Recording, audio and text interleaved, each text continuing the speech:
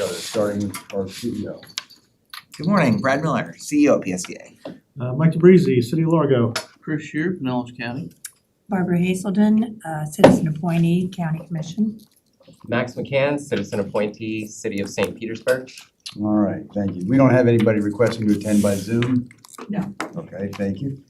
Public comment, now's the time for public comment. Anybody wishing to speak on any agenda items? Seeing none, I close public comment. Action item, I have a motion to approve the February 18th meeting minutes. So moved. Is there a second? All in favor? All opposed?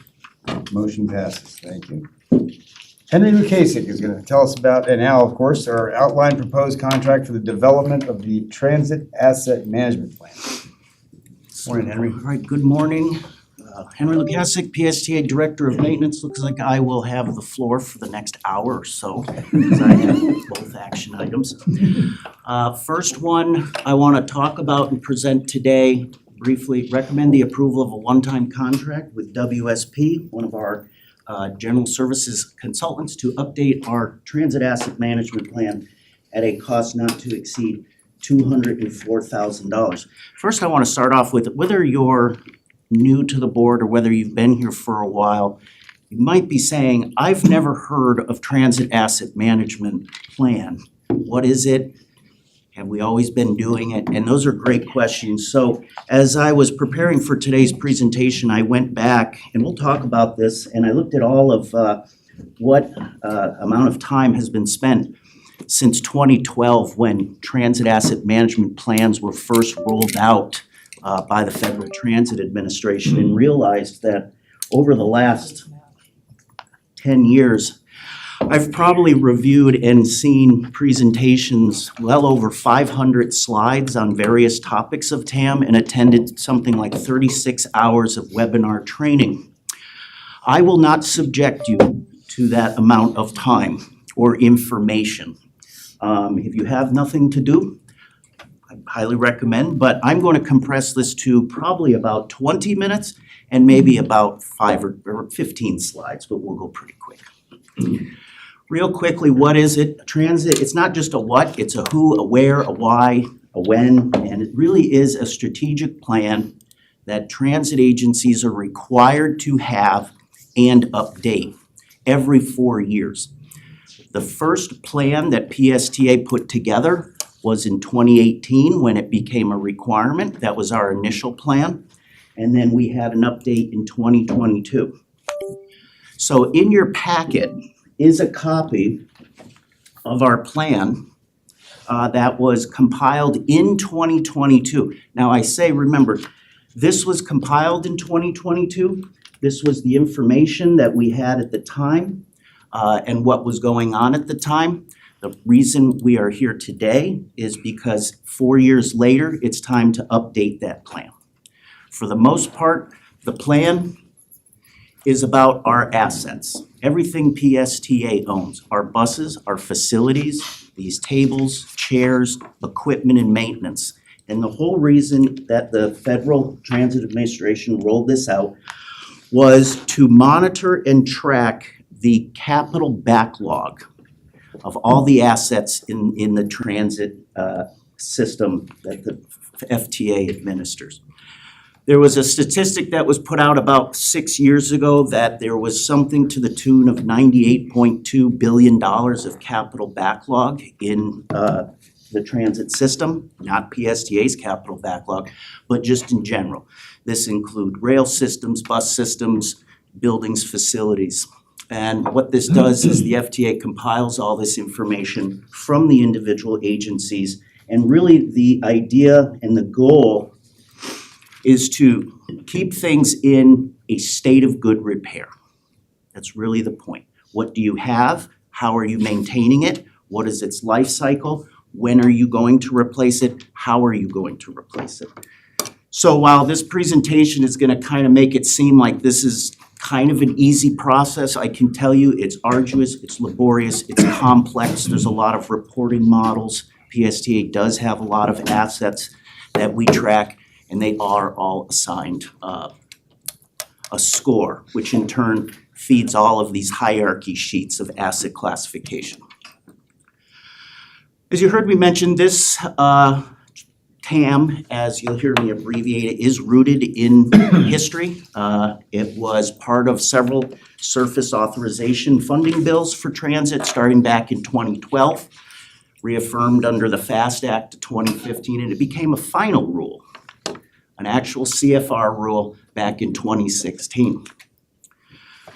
Transit agencies that get federal funds, especially from the FTA, are required to have this plan. PSTA has had it since its initial rollout in 2018. Some of those metrics that it's geared towards is all of the things you see on the screen before you. There are two tiers that transit agencies fall into under the Transit Asset Management Plan system. You're either Tier 1 or Tier 2. PSTA is Tier 1 simply because we operate more than 101 buses in fixed route service. So Tier 1 is the highest. That's where most agencies our size fit into. And you're saying probably what is Tier 2? Those are basically transit agencies that operate less than 100 buses. The Tier 1 plan is probably the most information intensive that they want in return for the information that we collect on our asset base. A couple different things that the plan does include in terms of categories. Obviously, the biggest one is what we call rolling stock. That's anything with rubber wheels used in transit service. Buses, can be vans, automobiles. We have our facilities. As you know, we have terminals. This facility right here. The next action item coming up is to talk about this facility. And then equipment, all of our tools, vehicles, forklifts, tugs, tractors, stuff like that, and infrastructure, which is smaller stuff. So you heard me mention the whole point of the plan is to track each of these assets on an individual basis, not an aggregate, but an individual basis. Its age, where it is, what its maintenance history is, and what its replacement value is. So yes, we have approximately 215 transit buses. We don't track all 200 as a group. Each one is tracked individually in this plan. The life cycle stage, when did we buy it? Operate it, when are we going to retire it? When you do retire it, what are you gonna retire it with? And when you plan on doing that, and what its value is to replace it. Again, the goal, you're gonna kind of see the same goal over and over in this presentation, is the whole point of this is to maximize the asset performance, but minimizing its cost. So as an example, which you'll see in a graph coming up, is that PSTA generally runs its buses about 15 to 18 years. Average life cycle of a transit bus is about 14 years. Obviously, we're getting better than that, so that's where that goal comes in, maximizing its performance.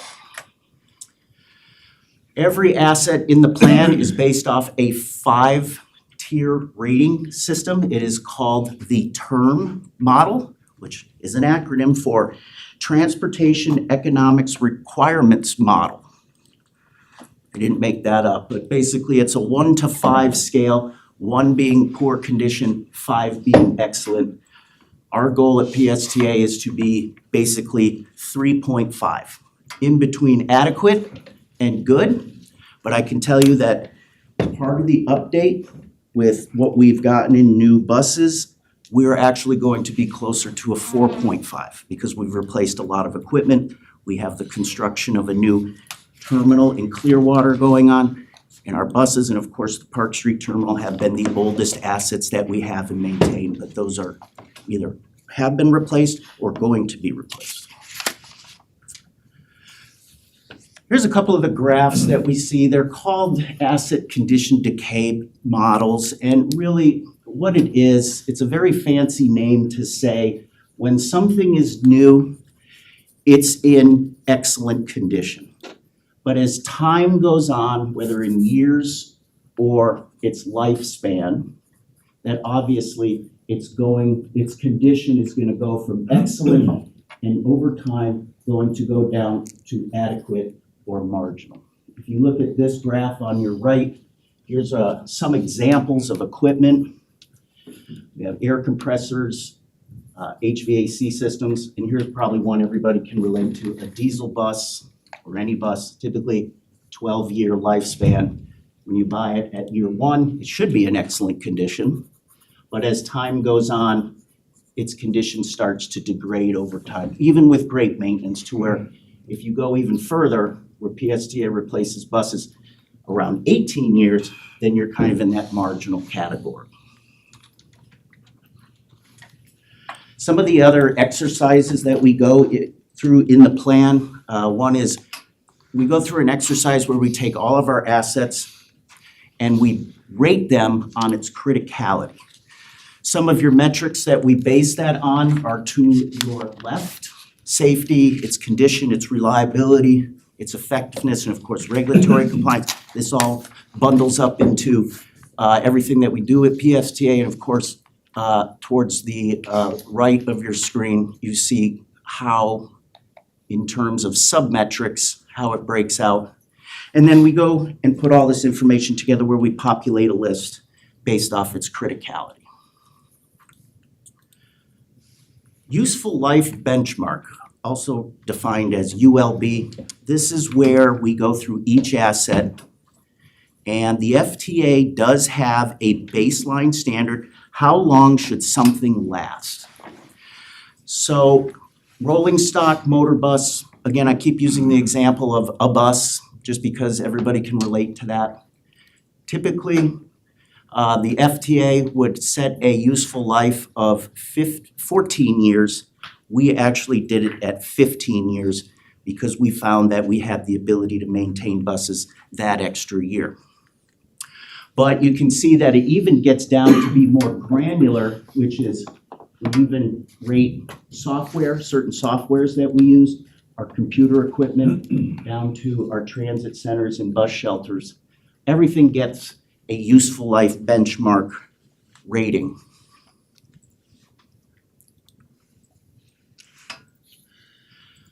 Some of the performance measures, again, getting back to state of good repair in the 4 categories I mentioned before. This was in 2020. You can see vehicles, equipment, and facilities. At the time, 79% of our equipment was ranked number 3, which was adequate on that term scale I showed earlier. And then over here, facilities, we had 24% that was rated marginal. That 24% is the Park Street terminal that we currently occupy today. I can tell you that in 2022, that Park Street terminal would be rated a poor. That is the only terminal that we have that is contributing to that poor/marginal rating. And as we all know, Park Street is going to be replaced by a brand new terminal, which would mean for the 2026 update, that 24% being marginal poor will no longer be there because we have a new terminal being built within the 4-year window to 2030, which is when the next 4-year update comes out. All of our facilities go through a facility conditional assessment. Now, this matrix looks pretty simple, but to generate these scores takes a lot of time because what we do is we take each of our facilities, take this campus building that we're in right now today, and we break it down to the nuts and bolts. We take it down to the fixtures on the walls, the lights, the electrical. It is about a 40-page assessment that we go through and we inspect everything to generate scores for each of the subsystems of the building, which you can kind of see on the left-hand side of this matrix. I like to talk about Park Street because as you can see, it has the worst scores on this matrix, being at less than 3, some as low as 2, which is marginal. Again, we're familiar with the situation at Park Street, which is why we are building a new facility. But this matrix helps us in the condition, the overall condition of all of our terminals and facilities. I mentioned the operations building, or the administration building, which is where we are today. And you can see that we are at that 3 to 4 rating, which is good. So this facility is generally overall in good shape.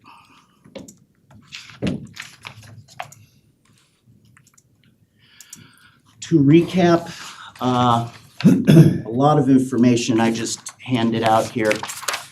It is a mandate, it is a requirement, it's rooted in surface authorization bills, even relevant to today. It's about taking our asset base, where have we been, what are we doing currently, what are we going to be doing in the future. It's all based off state of good repair. What do we have? How are we maintaining it? How are we going to replace it? When are we going to replace it? How much is it going to cost to replace in the future? It's required to be updated every 4 years, which is where we are right now.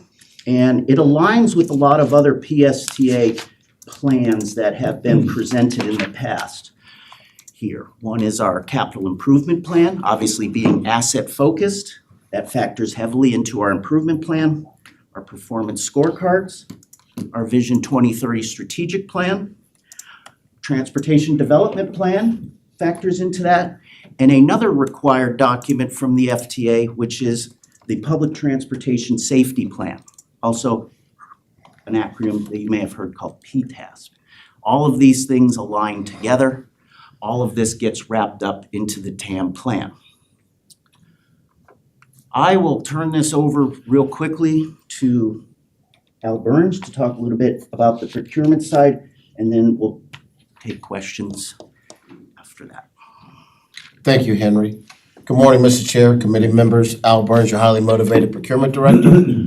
In April of 2023, we released a request for qualifications, or RFQ, not request for quote, but a request for qualifications. The uniqueness in a request for qualifications procurement is in accordance with Florida Statute 287.055, the Consultants Competitive Negotiations Act, or CCNA procurement. Those procurements have special rules to them, and some of you may know them as that also being known as the Brooks Act procurement method. In May, we received 5 proposals from AECOM, CDM Smith, HDR, and HNTB, and WSP.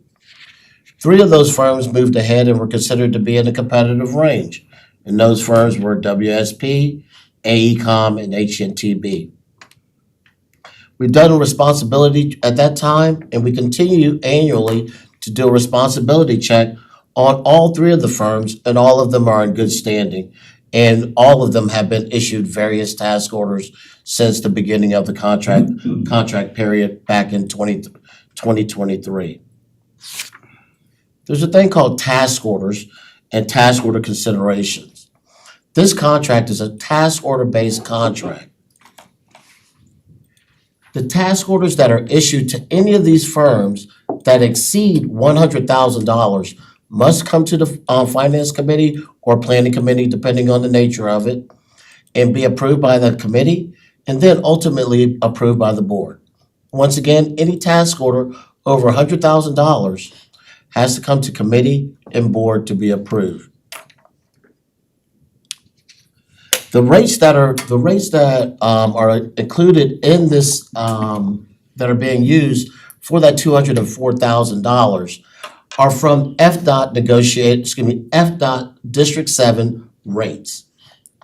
There's a process that procurement goes through, and we compare the rates that FDOT does, charges for those same disciplines that'll be used on this engagement, and we compare them and we try to negotiate those rates for the type of work that we're doing. Finally, the rates that in the pricing schedule that was submitted for this project, Henry and we looked at them, we looked at the hours, and determined the rates and the level of work to be fair and reasonable. Back to you, Henry. Thank you. Before I take any questions, I'll add a couple more points that I failed to mention. This is for the 4-year update, So we only do this update every 4 years. On an annual basis, which we do not use consultants for, but what I do is I annually report our progress and our performance targets to the National Transit Database, or as you've heard me probably before, NTD. We do that annually. This project is expected to take approximately 7 months to complete. That's how much labor that goes into it, because again, we have to look at every single asset that we have, update their ratings, and then go through the exercises to see where and what we will be doing in the next 4 years so that the plan remains relevant. The due date to submit our completed plan will be at the end of this calendar year, 2026, to be in compliance with that. And with that, I'll be happy to take any questions.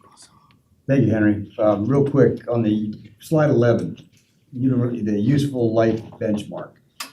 Did we set the benchmark or did we go with the default benchmark? We set our own And benchmarks. how does that differ from the default? Just curious. How much does it differ? In some respects, it might be just a year or two. In other respects, it's right about the same. I can tell you that most of this equipment here, your equipment systems, that's your AV equipment stuff, we kept the age that the Fed set as a default. Okay. I know that for some of our rolling stock and bus equipment, just through our history of being able to maintain, that we probably edged it up about a year or two. The Fed said like a minimum and then you can, Right, that's what I was asking. All right. So like Thank you, for a Henry. Is it- bus, it's 12 years from FTA's perspective, but We do it for 15. we do it for 15, and as you know, we tend to All right, keep them a little bit better. 18, 19, 20 years, so. Thank you, Henry. Does anybody else have any questions? I had a Commissioner couple. Scheer. Yes, thank you, Chair. Al, who pays for the report? Great question, I failed to mention that too. This is grant funded, so the FTA From is, the feds, Yes. from FDOT? the Feds, FTA. So they require it, but they pay for it. Okay. Were you around on 2022 for the first report? I've been here since 2012 when we rolled it out. 2012. I knew you'd been here a while, but I didn't know if you were here for the report, Yes. working on the report. So, this reminds me of an energy calculation. You hand it in, because it's required to get a building permit, and I've never had a comment on one ever. I don't know why, who even reads those things, but did we receive comments on our first, in 2022? Did they write us back, say this is unacceptable, change this, fix that?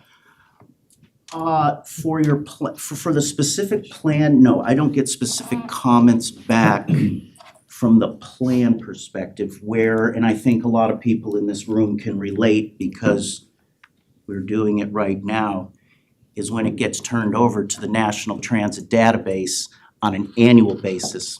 So I take everything that's in here and we have to develop annual performance targets, which is what percentage of your vehicles will be out of useful life by this date? What do you plan on doing next year? Same thing with our facilities, same thing with our equipment. When there is a question, or as I like to call a flag on the play from NTD, and there's many people nodding their heads on PSTA staff because we get lots of questions back from NTD about, we don't understand your performance targets, how are you addressing them? Every year I have to fill out what is known as a project narrative report. So I take what's in the plan, what we've been doing, and I compress it even further to about a 4-page narrative about what we've done over the past year, what's changed, what will change. Did you meet your targets? If you didn't meet your targets, what are you doing to meet them? So that's where the comments come on an annual Not on the basis. initial filing. Not really on the initial plan. Sounds to me like you're super involved in preparing this document. Like, you provide the data, you provide the updates on the equipment. It's not like an audit, right? You actually give it to the people who are gonna prepare this report. Well, so I'm one person. Typically, we would have to someone, we use the consultant because it takes about 2.5 to 3 full-time people to administer this. I do it, but from the plan update, it's taking all of the information that we have, and there's lots of staff involved providing the information, and turning it into a document that makes sense and checks all the boxes. Not to mention, we utilize the consultants to inform us about any new changes that have come through the federal government as updates to the plan. I wrote down a few that have changed. There's new target setting measurements, there's a new performance reporting tool, there's a new asset inventory module. So as I mentioned early on, I've been looking at some initial webinars that we did way back when, and some of them are 4 hours long and generate 57 slides. And one that comes to my mind is just on facility conditional assessments. It was a 60-slide training session on how to do and properly do conditional assessments for facilities. So there's a lot of work involved in this. Sounds like you're involved in it though, Ryan. Yes, I'm involved in it. So I'm just off the top of my head, why can't we, do you have to be certified to write this report? Why can't we just do it internally and send the FDOT a bill for $200,000 and why can't we prepare our own report? Can I give it a shot at that? I was involved as well, not to the extent Henry was, but we have a whole team of people working on it. And it's a matter of, you'll be seeing in the next presentation, getting up on roofs, looking at things, getting in depth on all our facilities, all our areas. And I don't really think we have the staff to be able to do that effectively in a time frame that needs to be completed. There's a lot of work we do internally that helps to augment even what the consultant is doing. But I found this was probably one of the most fun things I've gone through over the last, I'm a little crazy, but when we did it the last couple times. Because it's helpful on our end as well for the budget planning and for the federal government to understand where the weaknesses are to then have discretionary grant applications out there. But I think we'd be hard pressed to have the staff to do it. If we could do it, I'd save us money by not hiring somebody. I don't know you could, I just thought I'd ask. It looked like you could blow the dust off the original one, fill it in and Even though, resubmit it, it- nobody's not gonna ask any questions, me. even though it's not an audit, I think it's good to have an independent, since it's, you're rating all these different assets for their quality and things. It's kind of subjective, it's kind of has to have a party, Okay, because there might be biases on certain things. thanks, Chair, that's all, just had a question. So what comes to my mind is in the last year, since I've been here, replacement of things like the website and the computers and the workstations. So is that a result of this? Or is that something internally that you've made the call on, that we need to get a new website, for example? All that stuff is in there, and So is this a result of 2022?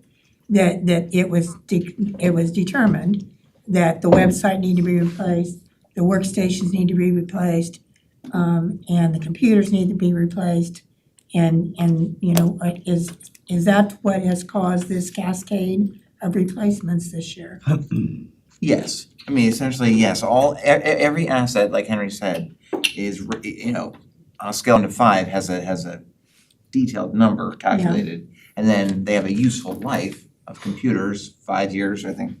And then it's our job, and the PSA board over the last 5 years has adopted capital plans that follow this.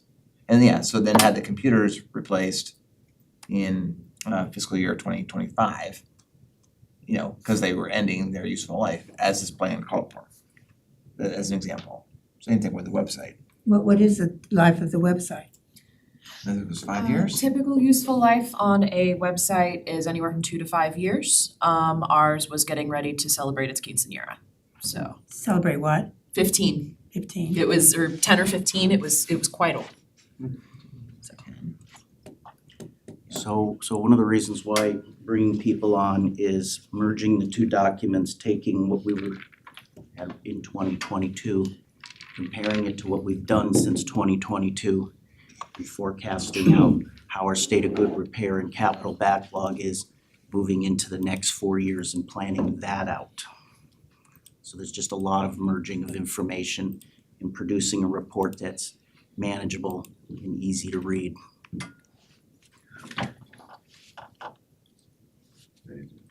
Yeah, thank Any you. additional questions? Okay, seeing none, can I have a motion to approve the contract, please? Can So moved. I have a second? Aye. All those in favor? Aye. Opposed? Motion passes. Thank you, Henry, thank you, Al. Thank you.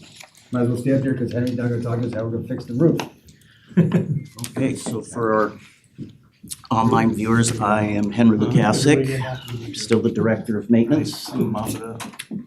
All right, so I think what we just spoke about in going into this next action item is another example of how this plan factors into some of our larger replacement projects. So this one in particular is to award a one-time contract with Garland Company for roof repair services for amount not to exceed 2.2 million, which also includes a small percentage for contingency.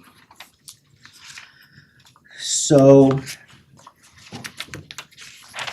to start off, this campus, as I refer to, this campus is 20 years old, everything that you see.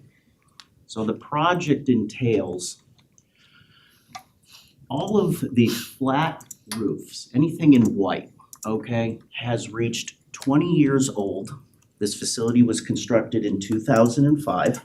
It's been subjected to well over 20 years of wear and tear, hot sun, Florida environment, and it has met its useful life. Now, as perhaps some of you know, most commercial flat roofs are made up of a bitumen, which is a fancy name for some sort of aggregate, asphalt, and rubberized sheeting called a membrane, called a stress ply membrane. And that is what all of our flat roofs are made up of. All of the roofs that are blue are metal, and we are not touching those. They are in good condition. They stand to last another 25 to 30 years. However, it's only the areas that you see. That is this building that we're in right now, right above us, the administration building, the center section of our operations building, and then over here in the outlying areas is our fueling and revenue collection operations. We're gonna go through each very quickly, and I'm gonna touch on some of the high points.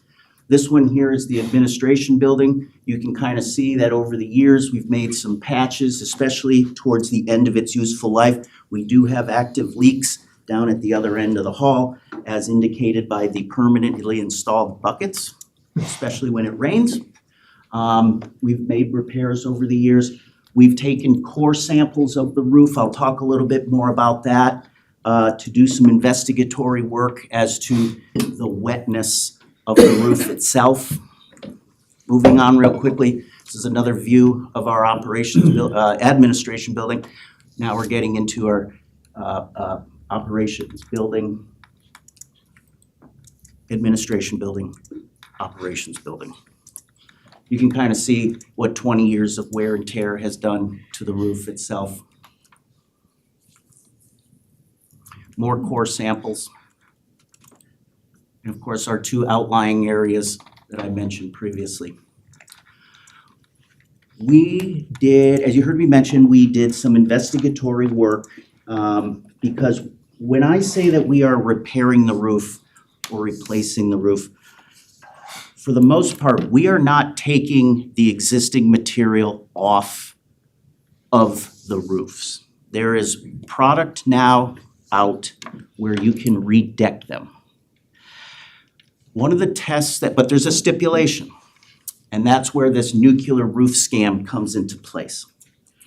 So long as your existing roofing material is dry, it's not saturated with water, then you can go over with a product called an overlayment. It's a 2-ply stress membrane, okay? Made up of rubber, asphalt, some other magic stuff from today's modern building materials. And you can place it over it. It's basically a roof over a roof, which carries the same warranty as if you redeck the whole thing, but at half the labor cost. In our case, our goal was 30 years, 30-year warranty. Now let me get back to the nuclear scan. If you heard me mention, that particular repair plan will only work if your sections of roofing is dry. We performed this analysis to find any wet sections, and we found some. Now, this does not exactly correlate to the pictures from the way it's laid out of to where these locations are. But for the most part, where you see the issues in red, those are on our operations building over there. And of course, the section of area that has an active leak on the second floor here. If you were to look this at a breakout, all of the square footage of the roofing that needs to be repaired, replaced, totals just short of 32,000. We found 6,800 square feet that are considered wet, which is only about 22% of the total square footage. Now, I mentioned talking about the repair plan for the dry sections. The wet sections are going to be required to be cut out completely down to the decking, the sub-decking, the actual beams that support the roof itself, cut out completely with new material being put in, and then it get stitched in with the other membrane repair overlayment. Another thing that we are doing is once the stress ply membrane is installed, all of the roofing will be painted with an aluminum-based reflective paint, which will reduce the roof temperature by about 15 degrees, which will result in energy savings. And looking at the specifications, it reduces 1 ton of cooling every 1,500 running feet. So we're gonna save some money because the sun is now being reflected off of the roofing in our electrical bills. While we are up there, we're going to replace all the scuppers, we're gonna replace the roof drains, make sure that the water goes where it's supposed to go, and that confirmed there is no further water infiltration around the fascia boards. That's where stuff seams together from the flat section to the roof section along the seam. Most importantly, guaranteed 30-year warranty with the manufacturer. Not like some traditional roofing warranties where you have to go after the installer and then the material supplier, and then it's all the same people. The ones that install it are gonna be the ones that supply the materials, gonna be the ones that apply for the warranty, will honor the warranty. This means that with a 30-year warranty, this building should have a roof that will last until the year 2056. I will be 71 years old at that time. But I will still make sure and come back and make sure the roof isn't leaking at 71 years old. I will turn this over to Al once again, and then I'll take questions.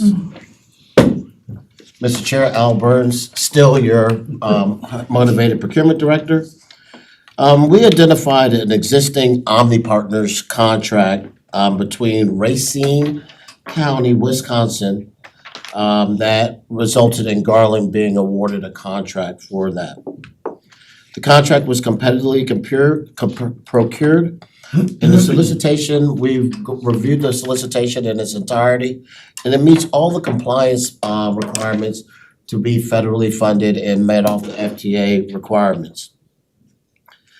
The pricing submitted by Garland was in line with the Omni Partners contract. And I just want to commend Garland. The pricing that they submitted to PSTA is significantly lower than the Garland, the Racine or the Omni Partners contract, in the amount of approximately $170,000 cheaper than what the Omni Partners contract rates are. We've done a reference check on Garland. I've done business with Garland when I was the director over at Across the Bay at Hart. And we have not received any negative feedback in response to our request for references. Additionally, I'd like to talk a little bit about protections that PSTA has with this project. Diane Randall, our risk director, we received their certificate of insurance yesterday, and so far I have not heard feedback that it is not compliant, so that's a good thing. Additionally, this project, it has 100% payment bond on it and 100% performance bond on it, so that we have those safeguards in place while the construction is being done. Lastly, we've done a responsibility check on Garland, and it has the capacity, it's not debarred or suspended or any of those bad things, and they have the capacity to perform the work and are therefore eligible for award. Thank you. Henry? Yes, we envision that this project will take approximately 3 to 4 months. The contingency that's built into it is to account for, obviously, if we get into rain delays. We are entering into the rain season. Hopefully it stays dry, not for the purposes of not refilling our drought issue, but so that we don't have to encounter rain delays. And then a small degree of that is for any further unforeseen conditions related to should they have to cut out more of a wet section that has been identified, that we account for that, even though we've done the nuclear scans and have taken core samples. There may be a little bit more that might need to be taken off to get to that dry section. So our action, I recommend approval of a one-time contract with Garland for an amount not to exceed 2.2 million. That does include that 18% contingency. Be happy to answer any questions. So $70 a square foot approximately. Approximately. And can you address that? Because everybody's favorite friend now is ChatGPT. And doing some research says that's overpriced by about $1 million for the job. I mean, it says for that kind of money should be a complete tear down of the studs. So can you address that? Because it seems high. I can tell you that I'm not sure what ChatGPT said, other than the math, but I can tell you that today with labor and its cost of materials factored in, and also I would believe that if this was a full tear down and redecking that was fully invasive, is that it would actually cost more on the return end, because we would have to make provisions for folks to work elsewhere in this office space because there would not be a roof over their heads. So we've looked at the alternatives, and I believe this is the best course of action based off what we have as existing conditions and what we can get for that 30 years as our target for a warranty. But I think a lot of what goes into the cost per square foot of building anything, especially commercial, is the availability of the contractors, the availability of the materials, and being that this is a federal funded project, making sure those materials meet Buy America, all of that equated together adds cost. I can tell you that as an aside, Al mentioned savings on this project. One of the reasons why there is savings is because the same group that has currently been working over at Catalent for 2 years with their roofing project, they've saved on the mobilization costs because they're already right there. They're just gonna come over here. So there's a lot of savings in this project, but as everything is very costly to build. I'd just like to add additional and piggyback off of what Henry said. Like you said, they're very, very close and they're just moving from one place to the other. Also, there were 4 bids that were received and this one, and they were all within what I would consider to be a competitive range, from 2.4 and then the lowest being 1.8. So it's not like the price was significantly over, the industry spoke and the price is in line. All right, thank you for answering my question. Any additional, Commissioner Hazelton? Yes, so there was a lot of talk, last meeting, I asked you about the solar panels. And your, I think your comment was, basically, you were reallocating those funds that had been approved for solar panels elsewhere. Right? So the solar panels, how does this play in, solar panels, into, I mean, where are we on solar panels? And is the plan to do this roof? And I'm from, being from Indiana, I say roof differently. And roof, I can't even make myself say that. And then to come over and overlay it with solar panels. And then of course that makes you also go, wow. So this, we're gonna get into, if you do the solar panels, then in so many years, all of that's got to be ripped off, and how much does that cost? And so anyway, that's what, I'll just kind of lay that out, for discussion. I mean, so at this point, we did remove the solar panel project completely from our capital program.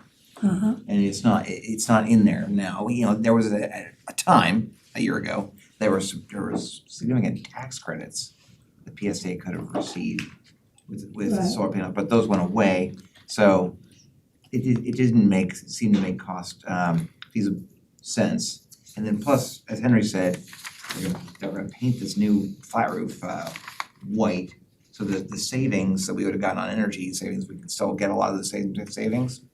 So there's no plan to put solar panels on there and sometime How much money did we have allocated for the solar panels? 2 million? On top of the roof replacement, yeah, it's about 2 million, 2.5 million.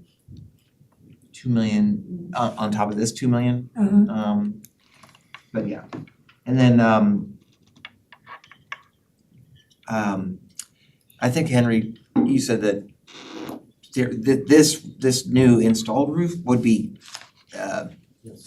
could have solar panels on it. I mean, To answer your question, if solar panels were to come at a future date, we will not have to rip anything off. We will not have to undo of the work that we are doing under this project. No, I'm saying when the life of this new roof, when the life of the new roof is over, then you've got the solar panels over that possibly. So then you got all of that expense for for our children. Void the warranty as That was well. that would be my next question. That's a good point too. Void the Say, warranty. say that louder. If you go ahead and throw solar panels on a roof that's got a warranty for 30 years, you're gonna void the warranty unless you've got it set up ahead of time. Yes, sir. Yeah, the same. Good point. Chair, this $70 a square foot is crazy. Al, the bids that came in, did we spec this new kind of roofing system? Is that, I believe Henry, I don't wanna speak for Henry, but Henry consulted with Garland. And like my colleague said, that they consider that this to be the best course of action. I'm looking at the spec sheet, the bid package right now, and it consisted of approximately about 10 lines. And I could add that to the board packet, if you'd like to see exactly what the pricing was for each individual line, in the bid package. I guess we send out, who do we send these RFPs out to? Do we put them on Plan Hub? Do we put them, where do you all get these contractors to respond? Very good question. For the typical, our traditional process is we post it on Bonfire and Demand Star. And based on the NAICS codes, or the NAICS codes are individual for like whatever your firm does or your company does, there's NAICS codes, and then it goes out to a vast audience of contractors. And we typically get an enormous amount of downloads and people that are interested in our solicitations. In this case, with this contract we're seeking approval on, this was done by Omni Partners in the county of Racine County. That has a group of, that in Racine County in Wisconsin, they have a procurement department the same way PSTA does. And they went out for solicitation or bid for this contract. And Garland was one of the general contractors that was awarded a contract. I would also like to mention one of the reasons that we supported this method is that we save procurement turn time or procurement PSTA procurement cycle time. And this particular contract is also listed on the Florida DMS contract, which means that different agencies throughout the great state of Florida have the ability to utilize this contract. And with it being on the Florida DMS contract means that it has been fully vetted by the Florida Department of Management Services, which has a huge procurement department. I don't know if I answered your question or not. You know, you got it out there. That's what I wanna know, how you get it out there. Yes, But did we ask for an alternative to just do a standard, rip this roof off, put a new roof on? Yeah. Because this, We always ask that question.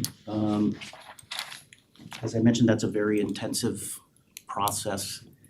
There has been a lot of changes in building materials over the last 20 to 25 years. What was done one way before with a complete tear off has now become the norm, where if the substrate is dry and in good condition, again, I'm speaking about roofing systems, then there are products that can be put over them. They don't have to be thrown away. They may be worn out, but if they're not wet, you can go over with the overlayment, you can go over with the stress ply membranes, and you still get the same effectiveness as a brand new roof without the extra additional cost of labor expense and time that ripping the whole thing off would. So for those sections we've identified that are wet, that can't support these new types of building materials, yes, we are going to cut those out strategically and go in with new material down to the decking. okay, well, I'm with the chair on this. $70 a square foot is crazy high. I mean, just, maybe we should just get a 20-year warranty. I mean, everybody wants to say, it's just federal money, who cares? But I care. Yep. It's just That's where it comes from. yeah, I'm paying it. What's the 20-year? It's just a lot. I mean, I can give you $2.5 million. I'll go find you a new building somewhere, Brian, and a piece of acre. It's just a lot. I mean, I know you worked hard on it.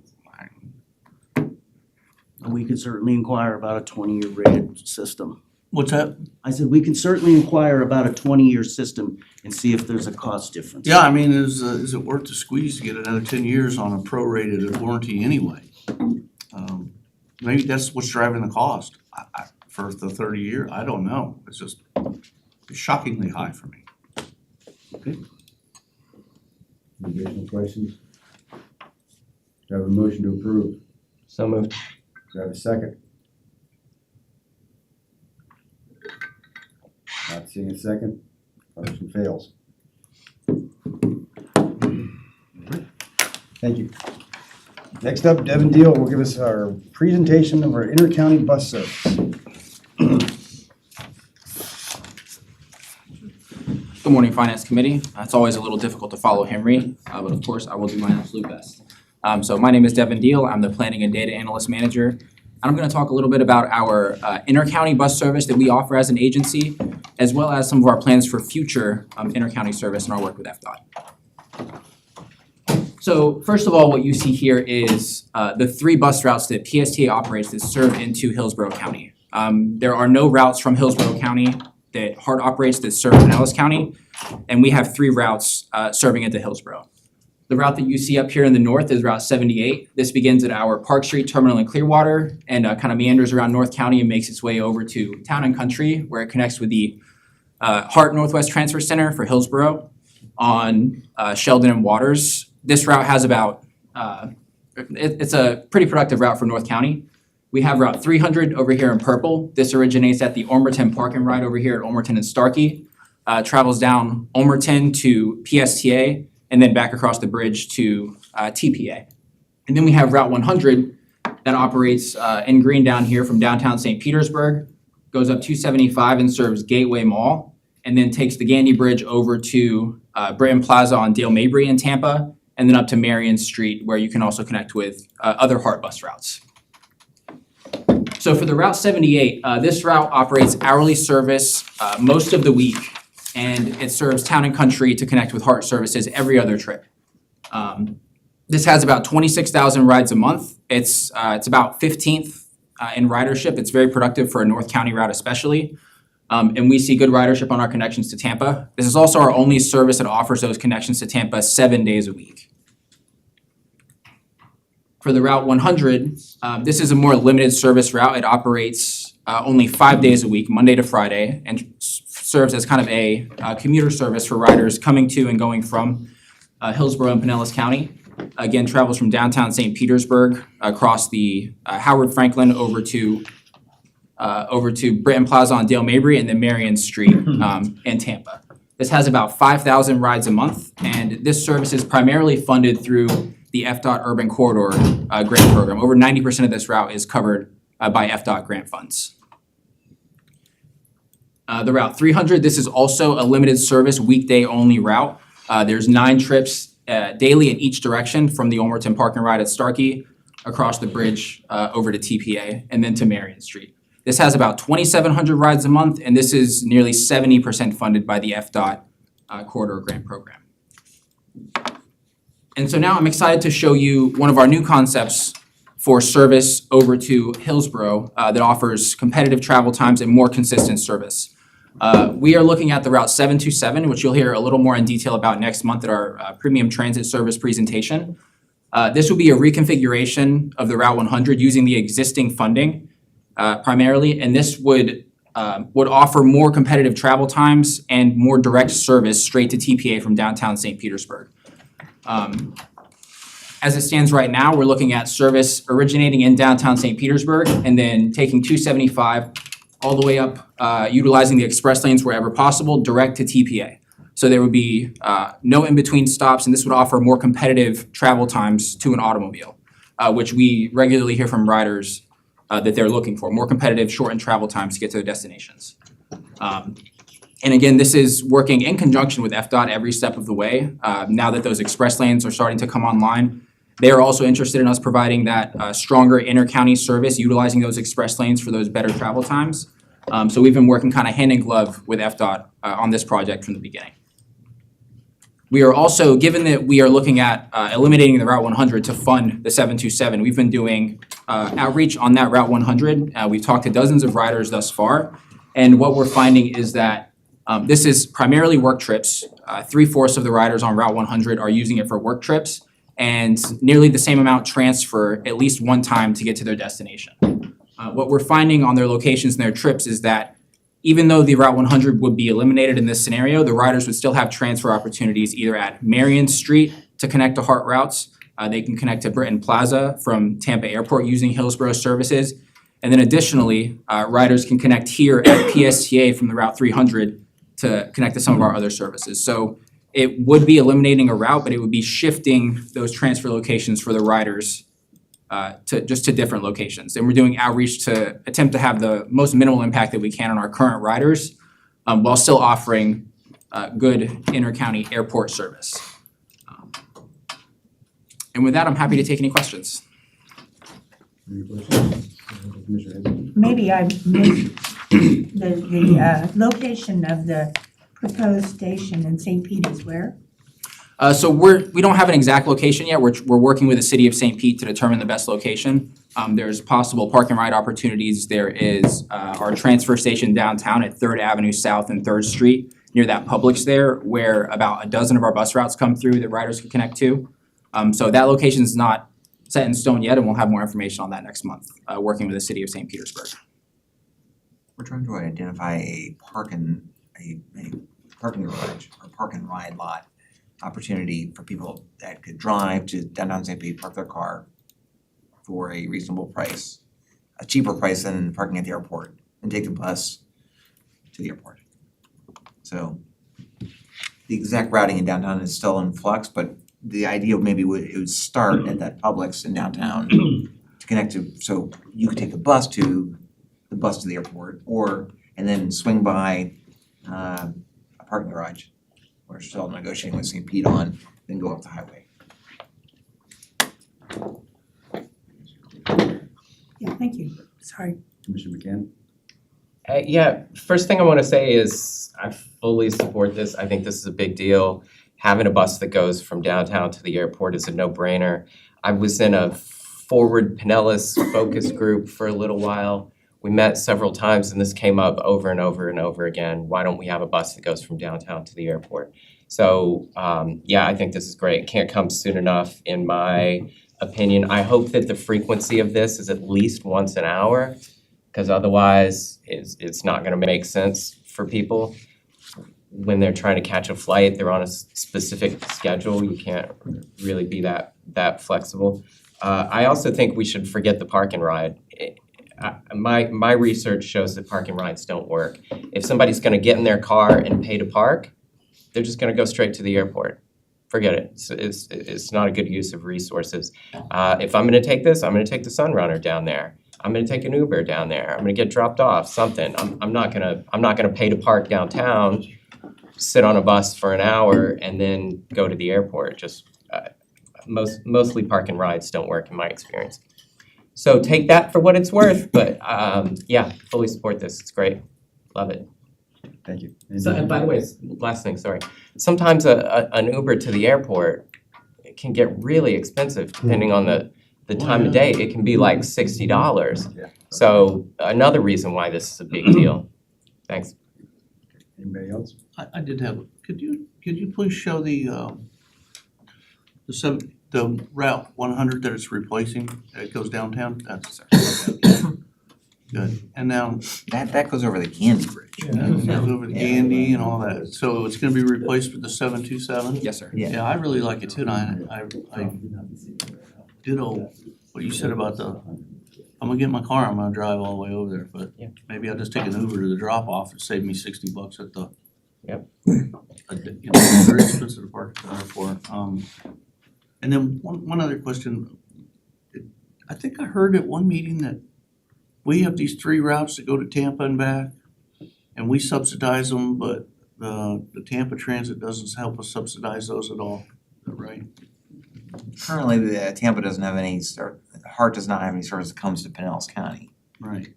What you see on here is that route currently goes to downtown, and then we're now going to cut it off. We're just gonna go to the airport, and then there are, for our riders that do go to downtown Tampa, you can transfer at the airport there to a Hart bus. The purple one in the middle, is that what, that's route, That's Route 300. Sorry. That's Route 300. and we're gonna keep that one? For now, Alright, well, they don't start playing real soon. cut that back, add more service, yeah. They're paying for their people to come over here. Just some ideas. So you mentioned they could transfer at the airport. Do they have to go, can they go from the airport straight to downtown, or they gotta go to Brayton or transfer somewhere else, or? So for our riders getting off at Brayton Plaza on the 100 today, there is a route direct from TPA to Brayton Plaza that they could transfer to. For the riders going to Marion Street on the 100, they could transfer to our Route 300 or other Hart Yeah, services they to get over to transfer Marion to our Street. Okay, purple route, okay. ours, or they could transfer, Are they there's a timed, Hart route. they're timed appropriately to do that, or? Not currently, we haven't really fleshed that out, but ideally we would try to time anything as best as we could with Hart services and our services as well. You ready? Thank you, Devin, appreciate Yes, it. sir. Next up, Julie Lupus, PSTA's Director of Accounting, is gonna walk us through the January 26th financials. Hi, Julie. Good morning, everyone. I'm Julie Lupus, Director of Accounting. We're looking at January's financials, and we finished with a 3.3 million net deficit, which was 1.1 million favorable to our budgeted deficit. Revenue is 483,000 favorable to budget, driven by the timing of property taxes. Expenses are 623,000 favorable to budget, driven by almost all areas. When we turn to the January year-to-date financials, we finished with a 47.5 million net surplus, which is 1.1 million unfavorable to the budgeted surplus. Revenue is 1.5 million unfavorable to budget, driven by property taxes and the timing of them. Expenses are 340,000 favorable to budget, driven by services expense and privatized transportation. And if you have any questions, I welcome them. Any questions for Julie? Thank you very much. Thank you. Okay, moving on, does any committee member have any other business to bring before the committee at this time? All right, our next meeting is April 22nd at 10:30, and we are adjourned. Thank you, everybody. Thank you.